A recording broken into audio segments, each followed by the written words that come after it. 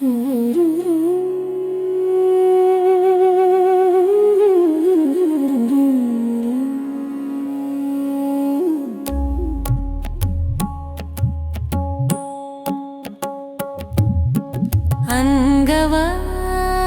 ಅಂದ ಮಾಡಿಕೊಂಡು ತಿರುಗುವ ಭಂಗಗೇಡಿಗಳು ನೀವು ಕೇಳಿರೋ.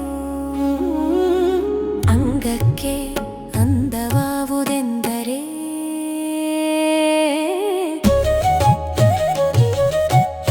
ಗುರುವಿಗೆ ತನುವ ಕೊಟ್ಟಿರುವುದೇ ಚೆಂದ.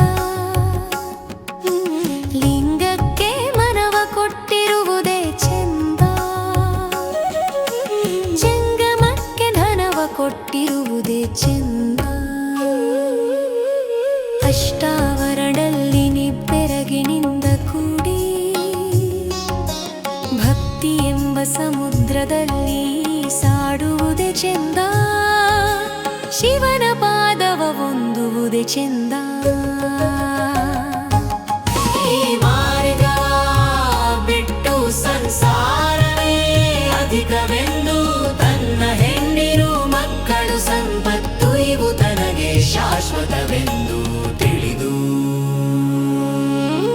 ಒಂದು ಕಾಸನಾದರೂ ಪರರಿಗೆ ಕೊಡದೆ ತಾನೇ ತಿಂದು ನೆಲದಲ್ಲಿ ಮಡಗಿ ಕಡೆಗೆ ಯಮನ ಕೈಯಲ್ಲಿ ಸಿಲ್ಕಿ